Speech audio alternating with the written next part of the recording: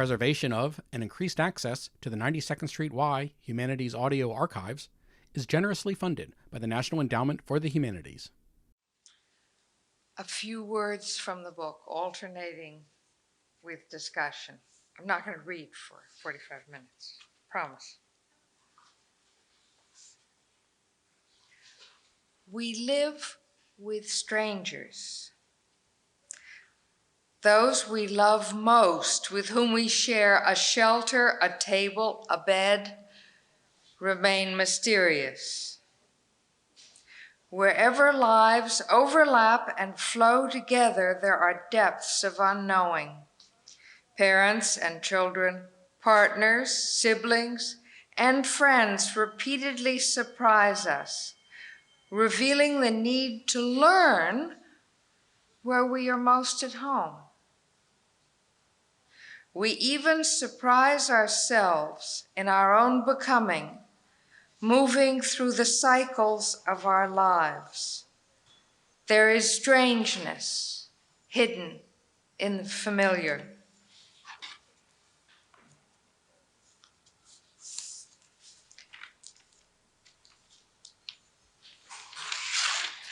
A couple of years ago, I started hearing a refrain in what people were saying. That basically, they seemed to be saying, I thought I knew so-and-so, and suddenly I realized that I didn't. And they were saying that about their parents and their children, their spouses and their siblings,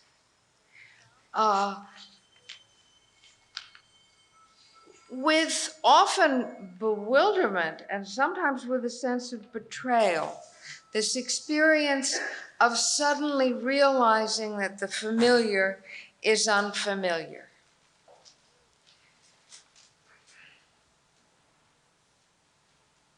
When you listen to what people are saying, often what they seem to be saying is,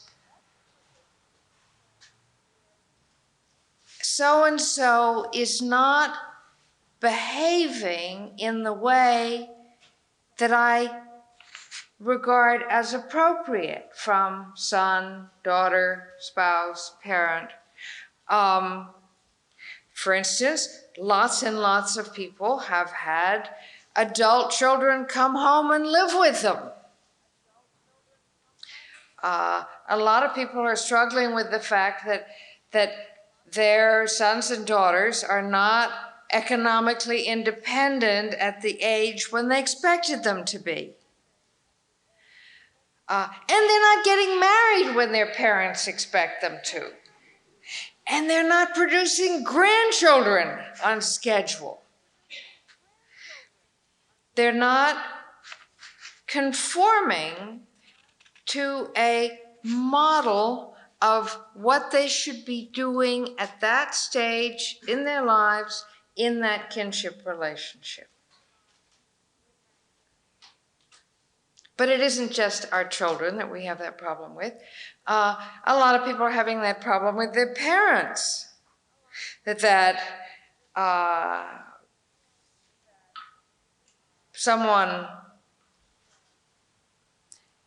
A couple in their 30s and 40s looking at their parents aren't behaving like proper grandparents. In fact, they're often behaving like very improper grandparents, falling in love, eloping, going off on round-the-world travels. They're just not settling down in a rocking chair like the pictures on some of the commercials do, or like grandparents did 40, 50 years ago. So one of the reasons that we are having this experience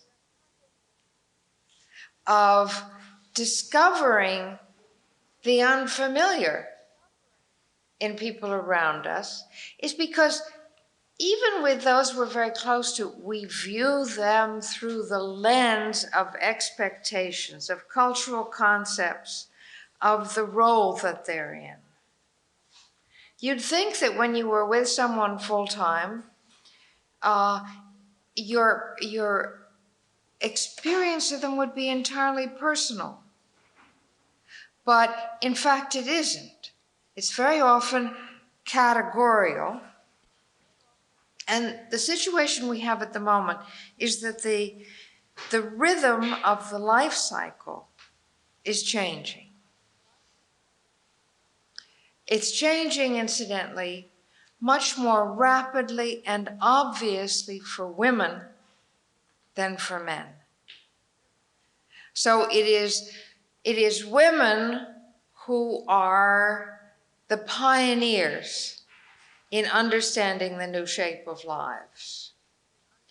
And the process is becoming apparent for men, but I think more slowly. Because after all, not only do women live longer, as indeed do men now, than they used to, but they don't devote their adult lives to parenting and reproduction as they once did.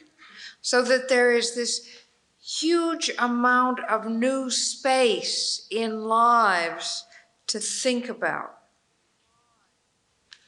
And a great deal of it is unpredicted. You talk to someone who at 30 or 40 or 50 is faced with life decisions, and you realize that she is making those decisions as if the amount of time she had left to live, the elbow room for doing new things, were much smaller than it probably is. You know, I began to realize this when a friend of mine at 65 told me that she was retiring to look after her mother, who probably didn't have very long to live. So these last few years she would be with her mother, and then she would think about what she would do next. Well, 15 years later, her mother was going strong. We don't, any of us have this shape, this new shape of the life cycle clear in our heads. And there's another reason for it. You hear a lot of talk in this country today about lifelong learning. When someone is learning, it means that they are changing. It's just that simple. And if you go through life learning new things, changing and developing your perceptions, taking up new careers and skills and passions, your family members are going to encounter you as a different person, as someone who is changing. Some of you have read Composing a Life. And Composing a Life is about how women put together their lives, combining different elements like career and parenthood and many different relationships, and how they deal with the unexpected and the discontinuities in their lives. And I've been fascinated by the artistry, the creativity that goes into recomposing lives when discontinuities come along and it's necessary to start something new. Well, after I finished that book, I started wondering, well, if these people are so busy composing their lives and learning and adapting, that is necessarily going to have a huge effect on their relationships. So you've got this lifelong process of learning in a society that's changing faster than it ever has,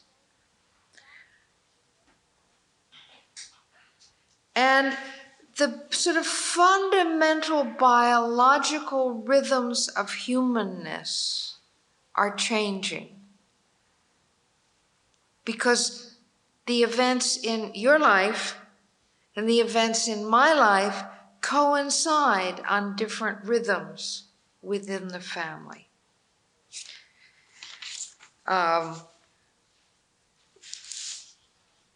It's almost as if we were having to, as if the lives of the members of different generations intersect like gears. You're moving through your cycle, and your cycle is moving the next generation through a cycle, but the gear ratios have changed.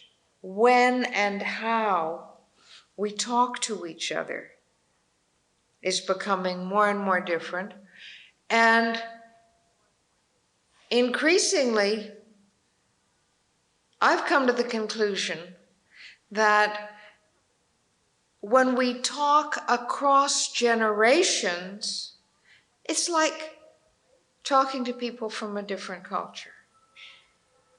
My daughter and I were both born in a nation, it looks the same on the map, and it's called the United States of America. But since we were born 30 years apart, in fact, we grew up in different nations. And in order to communicate with her, it really pays for me to make that assumption. Instead of saying, well, of course we understand each other, we're kin. And there's a nice kind of balance with that, in that I have a half-sister who lived for a while with a boyfriend in Thailand, a Thai boyfriend. And what she said to me was that it was such a good preparation for marriage, the marriage she's in now with an American. She said, you know, because I knew he came from another culture, if he said something that hurt my feelings or seemed inappropriate, instead of getting upset and angry, I would remind myself, maybe this means something different to him. She was Thai. And she said, you know, now that I'm married to an American, I find it makes sense to do exactly the same thing. Right? This is what I mean. We live with strangers. We have a better chance of getting along and learning from the people we are closest to if we assume that out of their constant evolution, they are constantly becoming strangers. And it sounds like kind of a weird idea until you realize that that's what it is to raise children. You bring this totally alien, unintelligible foreigner home from the hospital, can't even talk your language, cries and you don't know what's going wrong. So what do? You are busy watching. I think people way underestimate the amount of intelligent analysis that women do just in the process of paying attention to their infants, trying to figure out what the heck is going on, what's needed. which is all very well, except the baby keeps getting older. The issues change from week to week and month to month, and you tell yourself, well,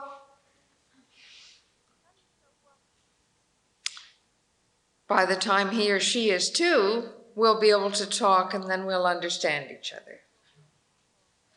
And it turns out not to be anywhere near that simple, and it doesn't get that simple, and before you know it, you've got a teenager, and you certainly don't understand each other. So, the notion that we live with strangers sounds rather shocking and off-putting, but it certainly describes something that has always been true of parenting and is increasingly true of all other relationships, I would argue, especially as we're freed up from stereotypes of roles and fixed expectations.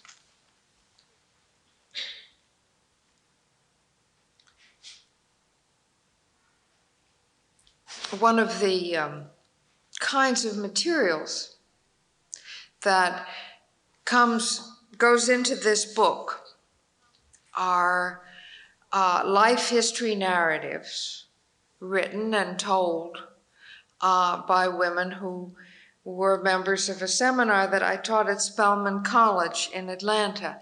That's an historically Black college, women's college.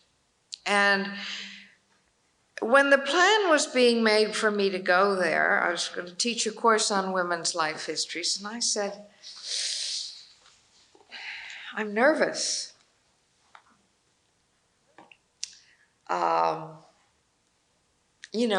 What's it going to be like? What if I'm the only person in that room who's over 50?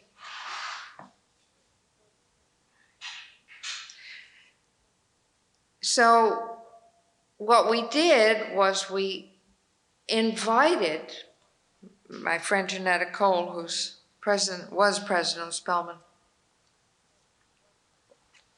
and I invited a group of women my age, her age, into the seminar so that we would have quote unquote traditional undergraduates and women who could be their mothers or grandmothers.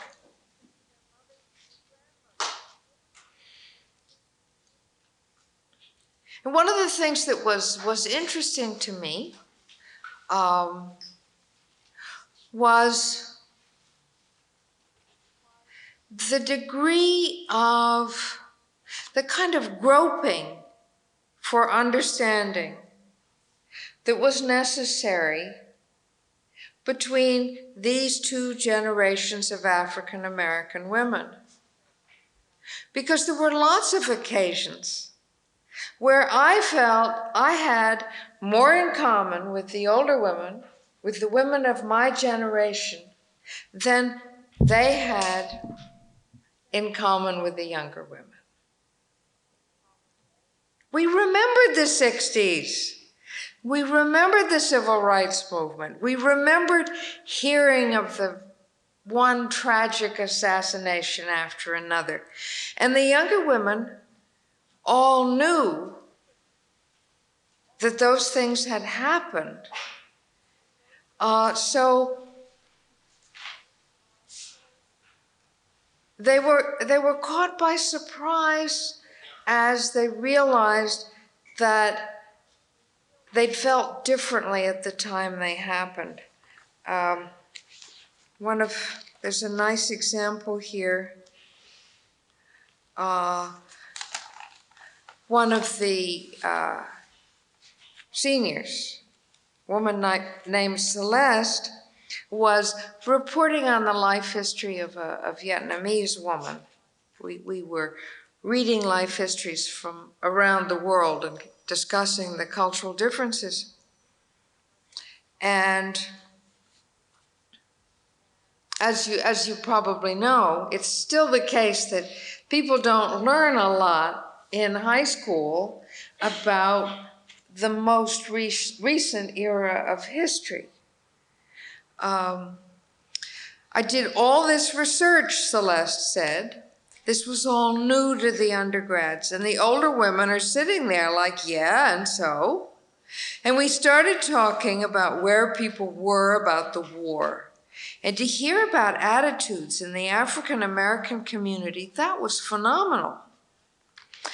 Celeste had started from the assumption that, of course, the Black community would have opposed the Vietnam War and recognized it as racist. But the elders leaped in, describing the Black community as largely supporting the war. After all, the American military had been good to African Americans in recent years, and there was little sense of solidarity with other people of color. That usage hadn't developed, nor had the notion of a rainbow coalition. Working class Blacks supported the war just as working class white folk did. I never would have gotten that out of a history book, Celeste said. Class differences in the Black community are so not talked about. Like the schism in my high school between kids who had lived in suburbia since childhood and people who had moved a couple of years ago, that was never talked about. So the fact we were talking about class in the context of the Vietnam War was like, wow. Another shockwave went through the class when we discussed the angry sense of betrayal in the Black community when Martin Luther King Jr. came out in opposition to the war. Some of you will remember that. His profound step in translating his commitment to social justice for Black people in America to be achieved by nonviolent means to a commitment to all people suffering injustice and violence is a perfect example of the translation of a narrow commitment to a broader one. But at the time, some of his followers felt abandoned. Today, the rightness of that translation is taken for granted, so almost no one gets the benefit of knowing that Dr. King was learning along the way, taking decisions that look inconsistent to some, broadening and deepening his own commitment, even as death approached. So you've got a community, one person in that community learning more rapidly than others, moving ahead, fissures developing between people. I suspect you have him surprising himself as he moved into an understanding of issues of injustice going beyond his concern for the African American community. That's one of the things here that, you know, when you live with strangers, that includes yourself. And then here were these women in the classroom thinking they knew about the same history and discovering that, in fact, their experience, their mental image, their sense of it was profoundly different. And interestingly, people in the class got on the phone and called their parents and discovered that their parents had seen the events, the movement, the Vietnam War, in a different way from the way their own children assumed they would have seen it. Lots of surprises.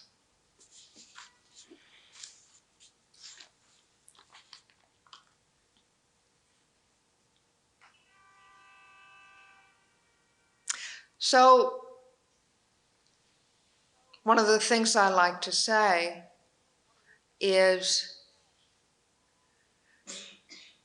that we live with strangers means not only that you meet strangers across the breakfast table in the morning, but in the mirror when you wash your face. And that really is what it means to live in an era of constant learning. But still, there are other kinds of strangers. There are people being met for the first time. There are strangers like the people I was meeting when I went to Atlanta. The strangers encountering each other in the classroom coming from different cities. And I think one of the questions we have to ask is, how does the discovery of intimate strangeness, how does the experience of surprising oneself affect relationships with members of other groups, people from different backgrounds, new people encountered for the first time? Okay. Sometimes I say to people, well, look, if I can get along with my daughter, I can get along with anybody from any country on the planet. And this is not meant to be a slur on her. It is a statement of the pleasure of discovery, of the process of a relationship that unfolds. But the reality is, I think, that living in a time where the very shape of human life is changing and all our expectations of roles and family structures is shifting, does not make all people more open and hospitable across lines of difference. It has just the opposite effect, and I think you can see that in the United States today. To the extent that people feel insecure in relationships with those closest to them, you can see them projecting that insecurity out the front door, across town, onto other groups.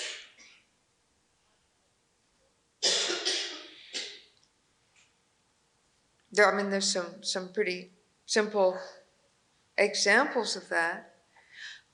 If you listen to all the discussion of the dangers to children of being molested or abducted by strangers, and then you look at the figures, who molests and abducts? Family members. Where does violence occur? Inside the home. The great majority of crime in this country is white on white or black on black, not between the races. But people talk as if the danger occurred across the lines of difference.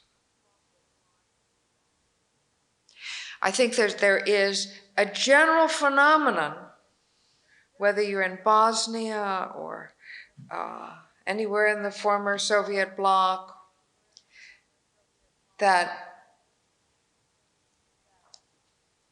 a time of flux is a time when people want to hold things steady.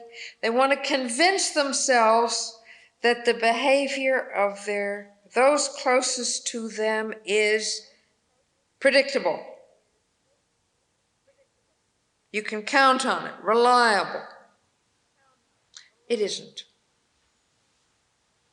And instead of getting used to that fact in learning to move with the evolutionary patterns and the adaptation within the household, what they do is either they try and control things with various forms of extreme conservatism, fundamentalism, and so on.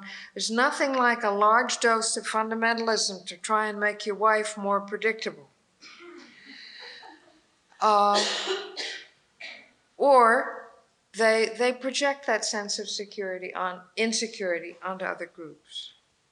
And so we get a terrific increase in kind of reactionary patterns within groups and projection of risk and danger and violence outside the group when there's lots of it inside the group.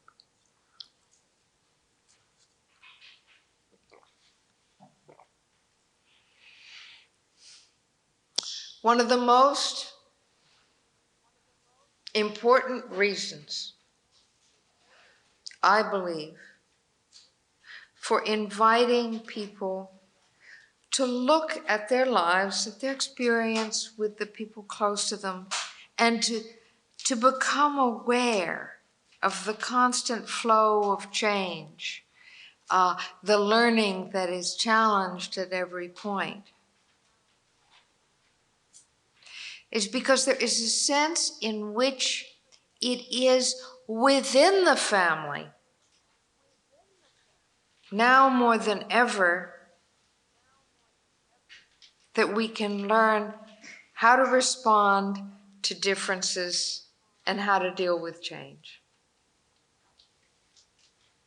I'm saying the exact opposite of what most people say, who say that the family is a refuge from all this hurly-burly craziness outside. It's full of craziness. The family,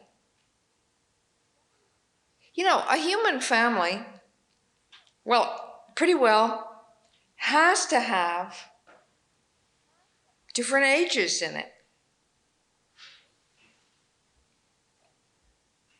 Very often it has different genders in it.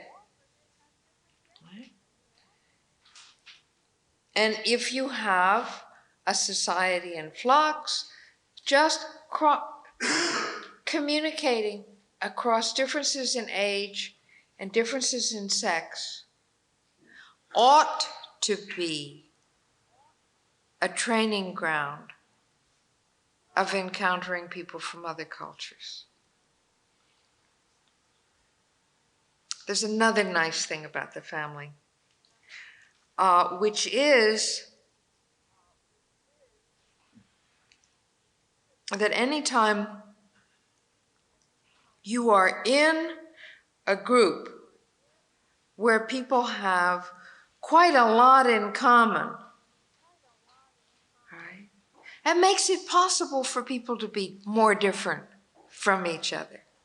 Something I realized at Spelman. I went there and I thought, well, okay,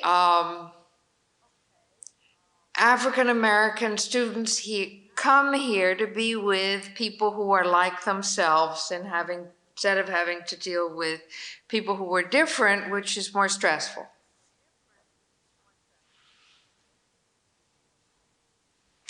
But that is I think, a profound oversimplification. I think the most important reason for a member of any ethnic group to hang out with members of that ethnic group is that's where they can maybe be individuals.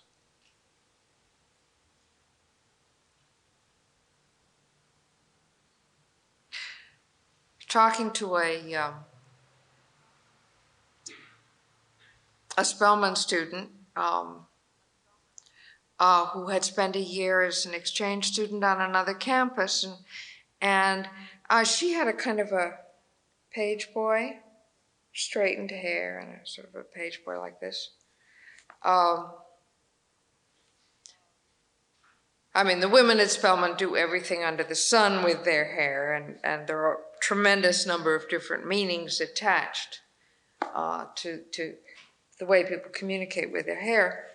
And she showed me a picture of when she'd been an exchange student, and she'd had an afro, sort of 1960s looking afro. And I thought to myself, that change in hairdo had to do with when she was the exchange student on a white campus, she felt she had to make a point about being black. When she was at Spelman, she had more freedom. Think of an Israeli woman who said the same thing to me. She said to me, it's really important to me to live in a Jewish state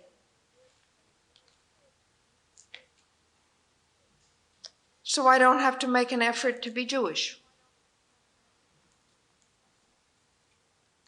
And I think, and of course, Israel is reminiscent of Spelman in some ways because Israel is an incredibly diverse place where people have a sense that they have something in common, which allows them to be extremely individualistic. That sense of a common history. That's what you see at Spelman, is young women who sense that they come out of the same history and get a tremendous,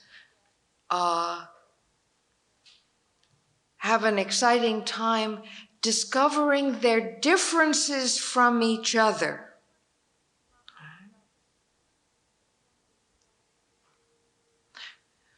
When my husband and I have lived abroad, we've had the experience of being invited to people's house, Manila, Tehran, wherever, say.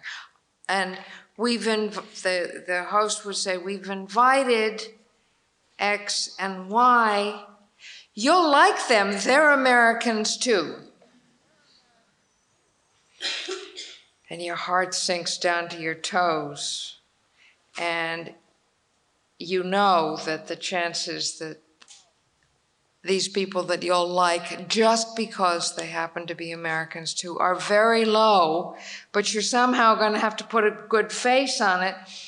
And you realize, and I didn't realize this till I was working on the book, why kids get so annoyed when you say to them, the Joneses are coming to supper and they're going to bring their little boy and he's just your age. You'll enjoy playing together.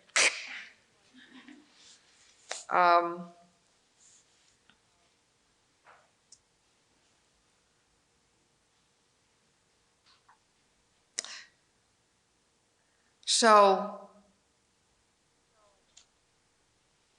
we should make a virtue of the discovery of difference. I think anthropologists have a lot of responsibility here. They've been absolutely correct to say that there are patterns in common and understandings and perceptions between members of a culture. They haven't enough emphasized the fact that there are always cross-purposes and disagreements and misunderstandings, and therefore the fact that all human beings,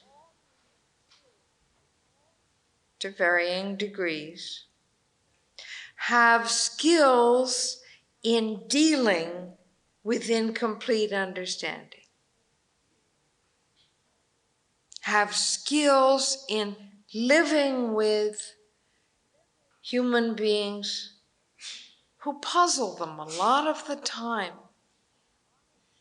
I think that's part of the mystery and excitement and frustration of all family life. Not the comfort of knowing those people so well that everything's predictable, but the fact that the differences are so great and so deep, they may be more challenging than the differences encountered in the public square or in the workplace.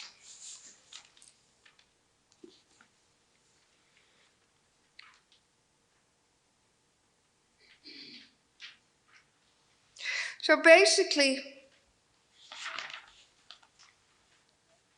what I'm doing in this book is just listening to what people say, listen to the stories they tell about their friendships and their relationships, and what puzzled them, and how it was that it could be possible to be married to someone for 20 years and say, I don't know this person. Certainly didn't know them when I married them. And begin to explore how, as we have all these extra years and this wide range of choices, how we can live with those, acknowledging the depths of difference and change and diversity. Because, you know, the extra years of life expectancy, they're not like a shed tacked onto the back of a house, you know, extending it off to one side. That's what it looks like when we think about it just in terms of the numbers and chronology. But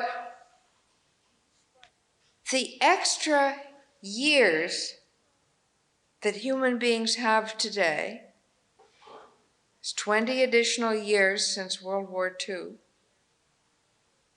they aren't tacked on at the end. Maybe a couple, a little bit of extra medical heroics at the end. But where they really are is in the middle. It's not like a shed that's been added onto a house. And what are you going to do? Store things in it. It's like pushing back the walls and building an atrium in the middle of the house with a lot of sunlight coming in. That's what potentially midlife today is compared to the way it was in previous generations. A brand new sunlit space for women primarily after their reproductive years. Great time to go back and get a PhD or a law degree. A time when the very fact of new choices requires new learning. I'm going to read you one more paragraph, and then we'll go to questions.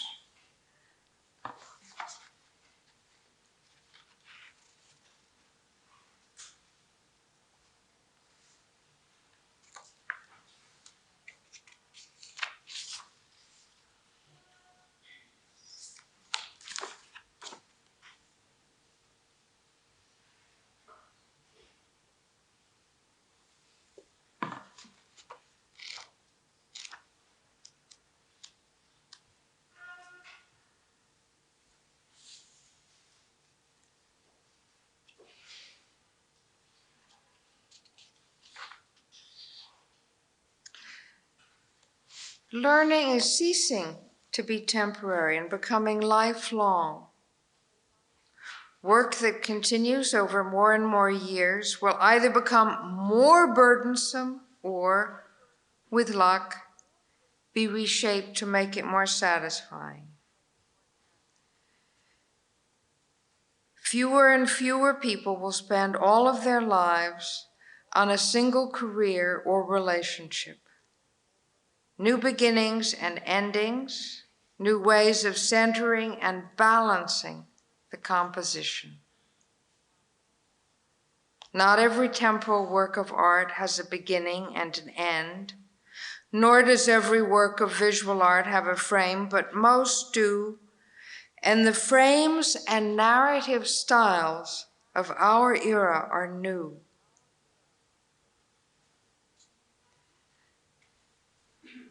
What is so striking about the emerging shapes of lives is the existence of repeated moments of choice.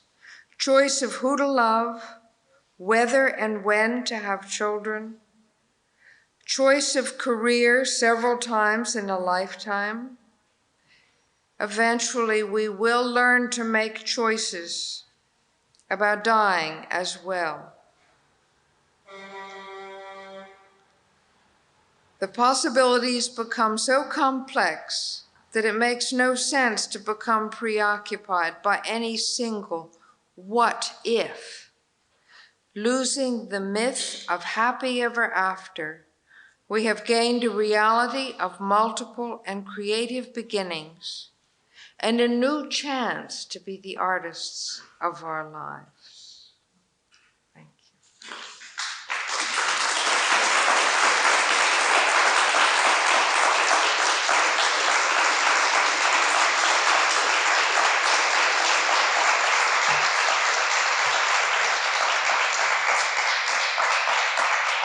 Good, the lights went on. So now I can see you, I can take questions. I'm going to ask you to stand up and ask questions in a loud, clear voice because I'm a little bit deaf. And it would be a kindness to everybody else too.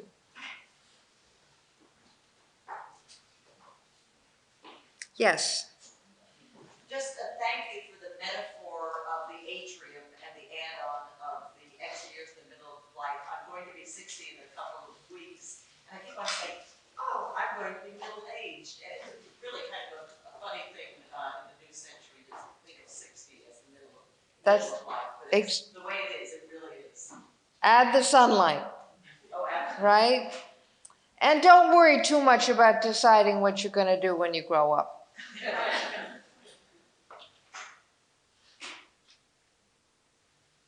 Yes. You ended on such a really positive and hopeful note, but it seems to me that the ability of people to really enjoy and take full advantage and learn during the last 20 years of their life, especially for women, depends on economic circumstances. And I'm wondering if, based on the stories that you've heard, if you could tell us about some of the women who don't come from, say, upper or upper middle class circumstances that have in fact been able to, I don't know, really enjoy those years without having to worry about ends meeting.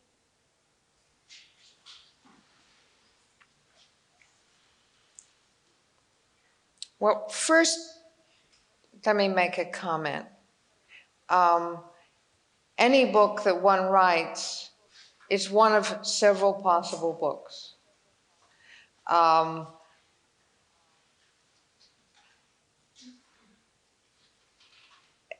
This book is not a book about economic issues, though I care about them too. One of the things that I realized when my husband and I lived in Iran, everybody was saying the reason developing countries don't develop is because they don't have capital. That the problem is economic. Right? It was perfectly clear in Iran that there was a huge amount of capital, and the development still wasn't progressing because there hadn't been the development in the education and the human development that was needed to allow the society to evolve in certain ways.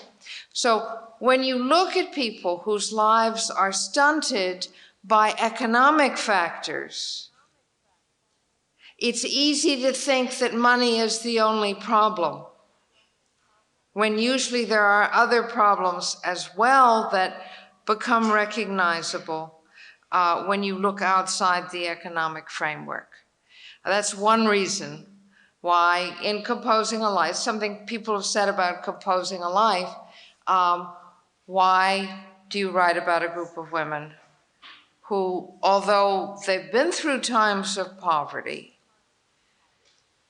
they all came from families that valued education, which is, after all, a class issue.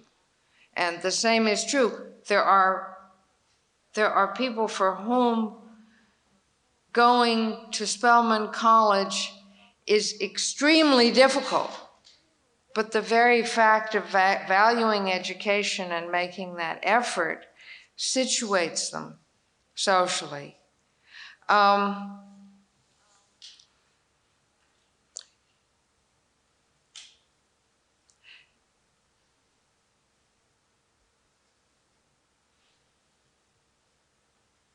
In the United States today, the economic circumstances of the elderly have improved more than of any other group. If you think of a famous book written in the 60s, The Other America, looked out, followed different pockets of poverty in America. And the elderly were desperately poor and eating dog food. This is a situation that has been majorly improved. That's not to say that it's wonderful. And it's not to say that people are not extremely anxious. The fact that one can get drugs, medications that will extend life an extra 10 years creates an anxiety about paying for the medications to extend it that didn't exist a certain period ago. The existence of those medications represents an area of choice. And it's going to represent stress, as choice, generally speaking, does. Also, just think of the difference it makes. I mean, to give you rather a trivial example, the difference it makes to have television, right? I like everybody out, going everywhere, involved in everything, busy, working, productive. But if you're going to stay home, television is handy, and huge numbers of people are surfing the net as well. So I would not accept the premise that because of poverty, the choices of people in their older years have been narrowed. I think they're expanding, and we need to do more. And there probably are other groups that we need to be more worried about. Yeah. Mary Catherine, when you spoke of the examples of Spelman and the children and your dinner in a foreign country, I thought of the Russian reaction in Chechnya, and that is this an effort to control things that seem out of control, since you have some time control this. Would you comment? Sure, I think so. I mean, I think one of the things that you see happening in Russia is a lot of people looking for ways to hang on, including ways to hang on to an empire that has deconstructed itself.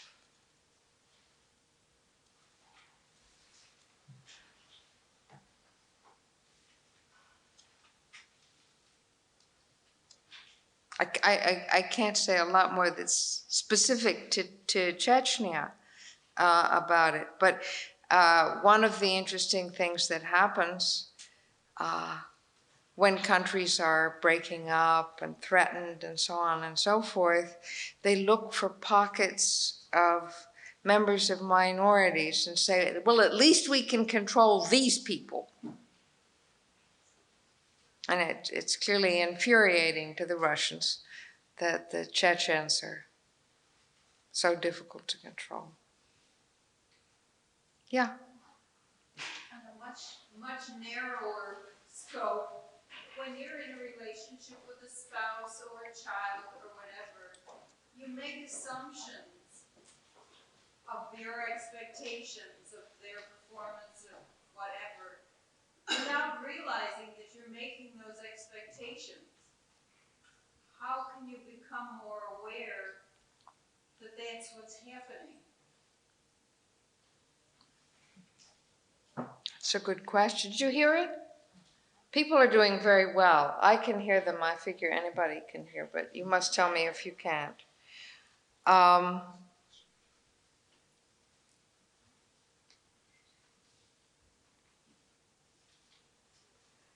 You know, there used to be a little cartoon thing. This is a watchbird watching you. I think we all need to watch ourselves watching.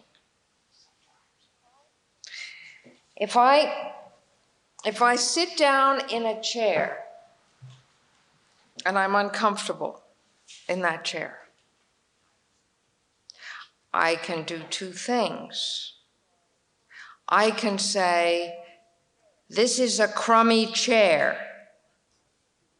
Or I can say, isn't it interesting that this chair doesn't match my expectation of a chair, right? That I have an idea of how a chair ought to feel. And this one doesn't conform to that. I can become aware of that comparison, right? Instead of just condemning it. And the minute I become aware of that comparison, I can begin to ask, well, maybe the people in this house are shorter than I am, or fatter than I am, or whatever it is, or more ascetic than I am. I have a basis for, instead of rejecting, for creating context.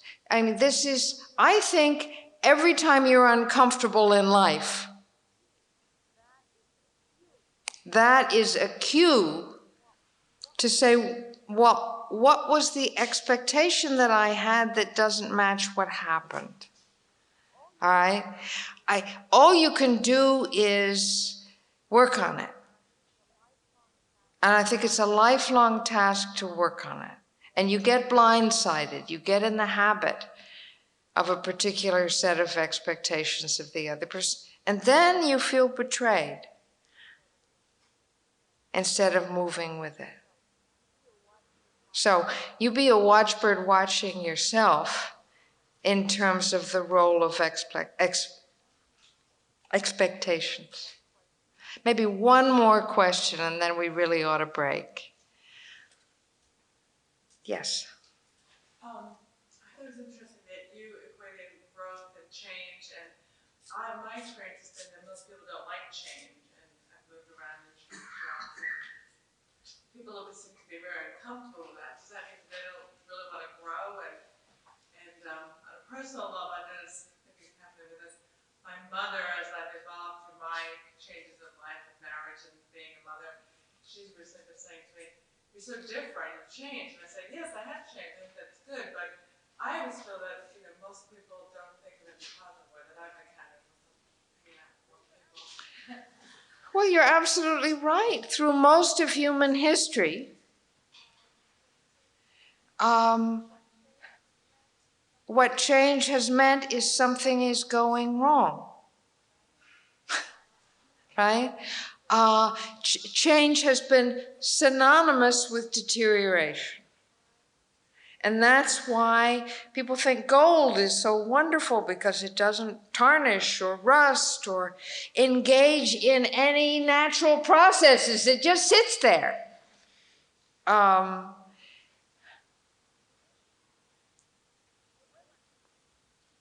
Women were basically brought up to think that growing older was running downhill, right?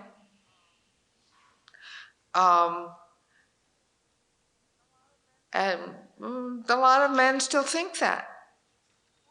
Women are only just discovering the process of what it means to become wiser, what it means to use your experience, to expand your consciousness.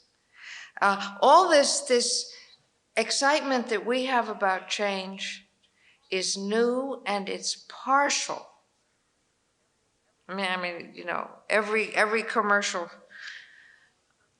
you hear now refers to change as a good thing. Well, that's only been true for a few years. But I would argue that learning is a good thing, that there are forms of change, of which learning is the prime example I see, that we should welcome. Instead of having our model of change be rust, okay, or wrinkles, or what have you. And there's another aspect of this, which is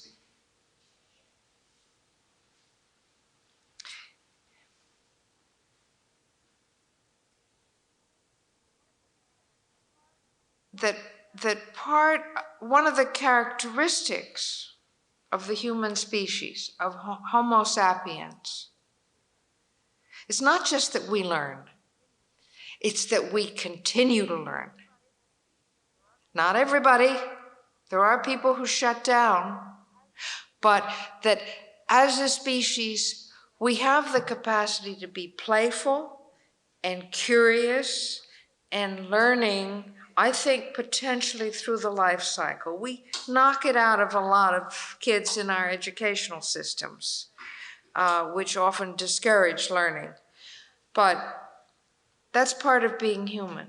In other words, that lifelong continuation of growing up without becoming rigid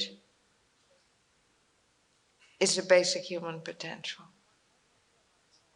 And once you realize that, you think, what a terrible thing that societies have been structured in such a way that the very word change became synonymous with deterioration. It's a terrible thing. I think that was the last question. Thank you. Thanks for listening. For more information on the 92nd Street Y, New York, and all of our programs, please visit us at 92ny.org.